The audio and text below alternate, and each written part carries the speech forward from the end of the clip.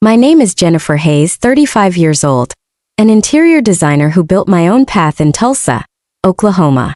It was a Tuesday night when my phone buzzed with a text from Mom that stopped me cold. "Don't call or come over. We're done." My heart sank, but I didn't cry or beg. I typed back 2 words. "Got it." That was it. Years of pouring my heart and money into my family, covering Mom's medical bills, bailing out my brother's debts, keeping their restaurant afloat, gone in one text. I'd always been the odd one out, the one who chose design over their family business, the one they never saw as enough. But that text was a line in the sand. I wasn't going to chase them to by midnight. My phone was blowing up. Missed calls, voicemails, texts piling in. Mom's number flashed again and again, then my brother's, even Dad's. They were panicking and I could guess why. I'd been their safety net for years and now I was done. What happened next flipped everything I thought I knew about my family upside down. Growing up in Tulsa, our family seemed like the perfect American dream. My father ran a chain of restaurants, a local legend who turned a single diner into a thriving business. Mom gave up her banking career to stand by his side, managing the home and smoothing over his rough edges. My brother Brandon, for years younger, was the golden child, the one they pinned their hopes on to carry the family legacy. Me, I was Jennifer Hayes, the odd one out, dreaming of spaces and colors, not menus and profit margins. From early on, Dad made it clear what he expected. "The restaurants are our future," he'd say at dinner, his voice heavy with authority. "You'll learn the business, Jennifer." But I wasn't drawn to grease-stained aprons or balancing books. I wanted to design interiors, homes, places where people felt alive. By high school, I was sketching floor plans in notebooks, imagining sleek offices and cozy living rooms. When I told Dad I wanted to study interior design, he laughed. "That's a hobby, not a career," he said, his tone sharp enough to cut. Mom stayed quiet, her eyes darting away, already choosing sides. At 17, I applied to a top art school in Chicago. When the acceptance letter came, I was over the moon. But Dad's reaction crushed me. "If you're not joining the restaurants, you're on your own," he said, arms crossed. "No tuition, no support." Mom nodded along, her silence louder than words. Brandon, barely 13, smirked like he'd won something. I worked 2 jobs, waitressing and tutoring, to cover what scholarships didn't. Late nights, endless shifts, and a mountain of student loans got me through. Dad never asked how I managed, and Mom's occasional, "I'm proud of you," felt hollow when she'd turn around and gush over Brandon's half-hearted attempts at helping with the restaurants. He could do no wrong. Even when he skipped classes or botched orders. I remember one Christmas when I was home from college. Brandon forgot to lock up one of the restaurants, and a break-in cost thousands. Dad brushed it off. "He's learning," he said, while I got a lecture for missing a family dinner to finish a design project. The distance grew.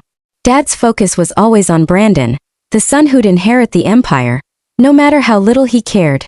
Mom followed Dad's lead, her warmth reserved for him. I tried to stay close to her, calling on weekends, sharing my sketches, but her responses were short, distracted. "Brandon's helping at the restaurant," she'd say, like it was a badge of honor. I wanted to scream, "What about me?" But I swallowed it, thinking one day they'd see my worth. By the time I graduated, the rift was undeniable. I'd built a name for myself in Tulsa, designing boutique hotels and upscale homes. But at family gatherings, it was always about the restaurants. "When are you joining us?" Dad would ask, like my career didn't exist. Brandon would chime in, joking about my fancy drawings, and Mom would smile, never defending me. Their favoritism wasn't just a feeling, it was a wall. And I was on the wrong side of it. After art school, I threw myself into building my interior design career. Chicago had taught me to think big, to transform spaces into stories, not just rooms. Back in Tulsa, I started small, redesigning local cafes and turning cramped diners into inviting havens. My first big break came at 27 when a boutique hotel chain hired me to revamp their lobbies across Oklahoma. Clean lines, warm textures, and a touch of modern elegance. My designs caught eyes. Soon, upscale restaurants and private homes were calling, and my name, Jennifer Hayes, started appearing in local design blogs. By 30, I was signing contracts worth 6 figures, building a reputation as Tulsa's go-to designer for luxury spaces. But home was a different story. 5 years ago, Mom fell seriously ill. The doctors didn't sugarcoat it. Her treatment would cost tens of thousands, maybe more. Dad's restaurants were struggling with rising costs, and insurance barely covered the basics. I didn't hesitate. I wired money for her hospital bills, covering specialist visits and medications. "We'll pay you back," Dad said over the phone, his voice clipped, but I knew better. Mom sent a text. "Thank you, Jennifer." But that was it. No calls, no real gratitude. Then there was Brandon. My brother, barely out of his 20s, had started a side business, a food truck venture that tanked within months. He'd racked up debts, maxed out credit cards, and couldn't cover his share of the restaurant expenses. Dad called me one evening, all business. "Brandon needs help," he said, like it was my job to fix it. I sent the money, $30,000 to clear his debts, and another $20,000 to keep the restaurants afloat. Brandon never said thank you. Instead, at a family barbecue, he bragged about turning things around himself, as if my money hadn't saved him. Dad clapped him on the back, proud, while I stood there invisible. I kept giving.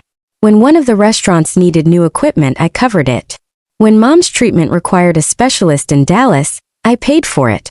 Each time I hoped they'd see me, not as a checkbook but as family.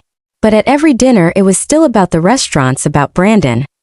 Once I shared a magazine feature about my hotel designs, thinking Mom might be proud. She glanced at it and said, "That's nice, but Brandon's working so hard." I forced a smile, my chest tight. I kept trying to bridge the gap, but they took everything, money, time, energy, and gave nothing back. Not even acknowledgement. 5 years into my career, I pitched a bold idea. A sustainable design firm focused on eco-friendly materials for hotels and restaurants. It wasn't just passion. It was a business plan with proven potential. I asked my family for a $200,000 investment. I showed projections, market data, everything. Dad interrupted halfway. "A pipe dream," he said. Brandon laughed. "Why don't you stick to decorating houses?" Mom stayed quiet, rearranging napkins. Tara, Brandon's wife, was the only one who spoke up. "I think it's innovative," she said softly. Brandon shot her a look and she went silent. Dad waved me off. "We're not throwing money at this. Brandon's opening a new restaurant. That's our priority." I packed my laptop, humiliated, and left. "Taramuted, I'm sorry." Later that night I replayed their words, "Everyone a knife." They'd never believed in me. That meeting was the beginning of the end. One evening, after dinner, Tara pulled me aside. "Jennifer, there's something you need to know," she whispered. "Brandon's been taking money from the restaurants. Thousands. He's been skimming for years." I froze. Tara looked terrified. Before I could respond, I heard Dad's voice in the next room. "We need to finalize the will," he said. "Brandon's the only one keeping this family together. Jennifer's off doing her own thing." Mom murmured. "She's given us so much, Stephen." "Money, not loyalty," Dad snapped. "Brandon's our legacy." I slipped out the back door, stunned. They were cutting me out of the will, erasing me after everything I'd done. The next morning, Mom's text came. "Don't call or come over. We're done." That was it. I canceled every payment, Mom's treatments, the restaurant's bills, everything. Over $300,000 gone into their pockets, and they threw me away. By midnight, my phone was exploding with calls. Brandon's voicemail came first, venomous. "You think you can just walk away? You'll regret this." Then Mom's messages, guilt trips and manipulation. "How could you do this to me? You're abandoning your own mother." Dad called next. "You owe us," he said. "You need to fix this." Fix what? Their lies? Their betrayal? I hung up, blocking every number one by one.